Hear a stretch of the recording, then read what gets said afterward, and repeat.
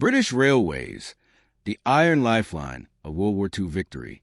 In the crucible of the Second World War, Britain's railways were the pulsing arteries of the war effort, ferrying troops, munitions, tanks, and supplies to defeat the Axis powers. From 1940 to 1944, the Luftwaffe relentlessly targeted railway staff, tracks, stations, and trains, recognizing their critical role.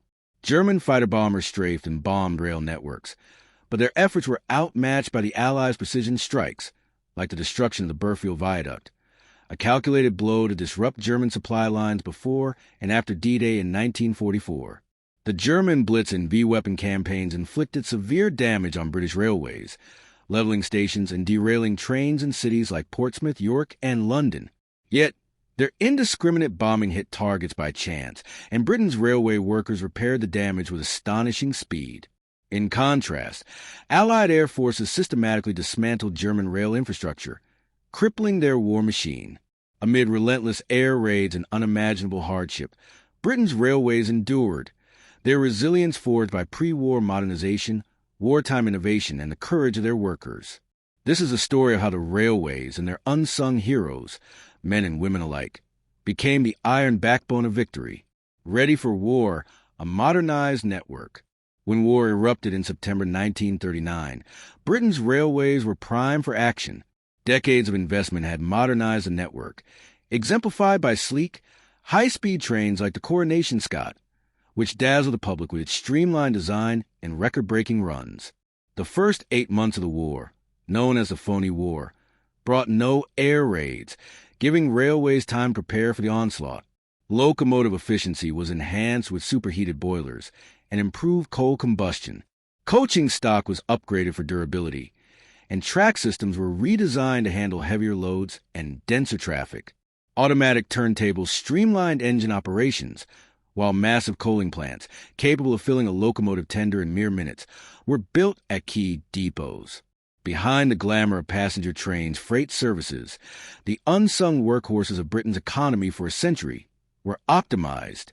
Vast marshalling yards, sprawling complexes where wagons were sorted and trains assembled, worked alongside numerous depots to transport munitions, tanks, guns, and raw materials to factories. By 1939, the railways were a well-oiled machine, tuned for the demands of total war. The human shield, railway workers. The railway workers were the heart of this machine, their courage and adaptability unmatched.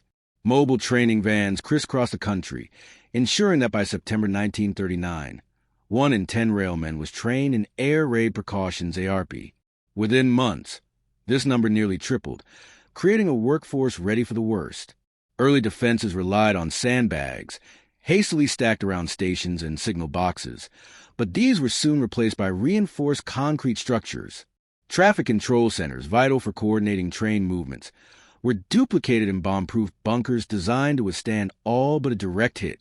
During Luftwaffe raids, railwaymen remained at their posts, ensuring trains kept running even as bombs fell. For those who could seek safety, shelters were built near workplaces, offering refuge between duties. The blackout, a constant challenge, shrouded stations, signals, and trains in darkness to evade German bombers. Whitewash painted on platforms and steps guided passengers and staff, while engine footplates were screened and carriage windows blackened to conceal light. These conditions made railway work grueling and dangerous. 395 workers were killed and over 2,400 seriously injured by enemy action. Their bravery shone through in small but meaningful innovations, like the Leighton Buzzard porter's idea to carve station names into lamp guards, helping passengers navigate darkened platforms. Freight, the war's arteries. Freight trains were the lifeblood of Britain's war effort, moving over 250,000 special trains for the armed forces. With no North Sea oil and petrol rationing grounding private vehicles, railways shouldered the nation's freight burden.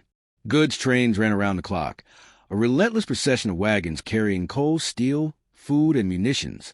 500,000 wagons were requisitioned from private owners, many open and draped with tarpaulins to protect cargo from rain, pilferers, and German reconnaissance.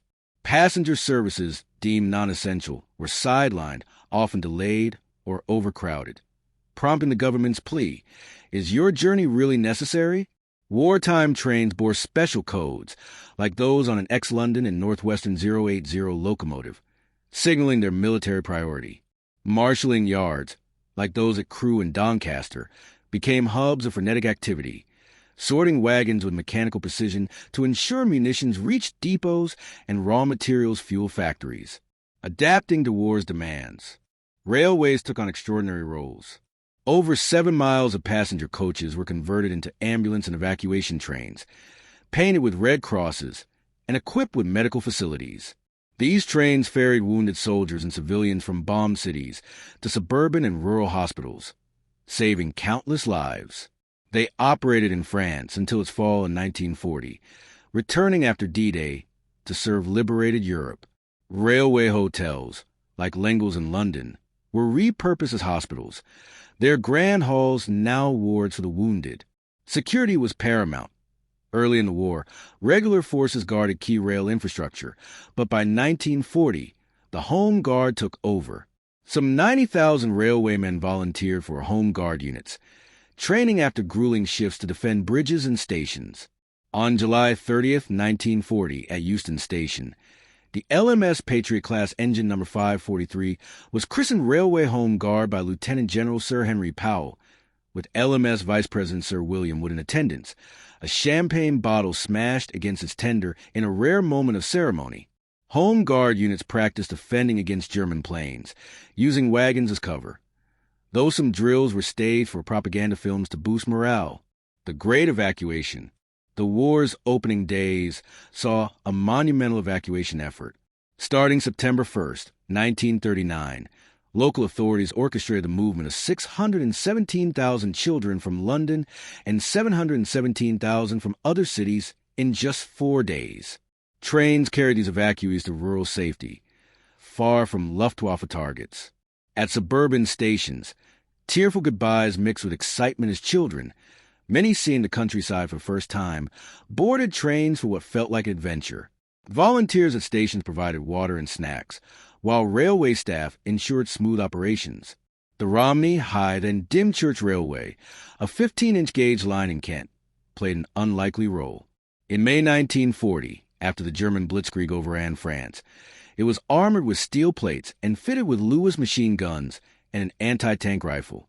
Stationed at Dymchurch, hidden in a camouflaged tunnel, it patrolled the coast against a feared invasion, ready to protect troops and supplies. Though it never fired in anger, its readiness symbolized Britain's defiance. Dunkirk and beyond. At Waterloo and Victoria stations in 1939, clean Southern Railway coaches and engines, like the T9 440 and Paddlebox 460, carried soldiers to Southampton's docks, some bound for militia camps, others with the British Expeditionary Force BF to France. The railway's fleet of small ships, normally serving continental routes, became troop and hospital ships vital during the BF's deployment and the 1940 Dunkirk evacuation. Operation Dynamo, from May 27 to June 4, 1940, saw 850 vessels rescue over 295,000 troops from Dunkirk's beaches. Railways mobilized 565 train sets, primarily from Dover, to move them across Britain in 9 days. At Redhill, trains from Dover reversed westward, greeted by well-wishers offering tea, sandwiches, and even biscuits from a policeman. In North Wales, LMS Stayner Class 5 locomotives delivered survivors to Preston. Post-Dunkirk, another 145,000 troops were evacuated from France, with railways again proving indispensable. The harsh winter of 1940 saw Canadian troops, barely distinguishable from British Tommies, detrain at Fratton, their cheerfulness defying the snow and ice. Women on the rails. Women were a cornerstone of the railway's wartime success. By 1945, 123,000 women worked on the railways, up from 26,000 pre-war clerical roles. They took on diverse tasks: porters hauling luggage, ticket collectors, signal operators, and locomotive maintainers.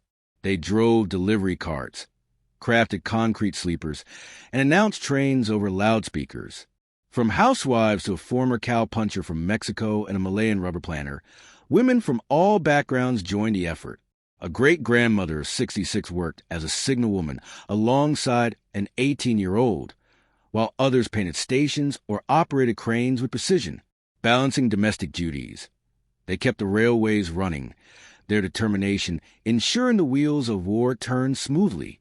Facing the Blitz, the Luftwaffe's bombing tested the railway's endurance.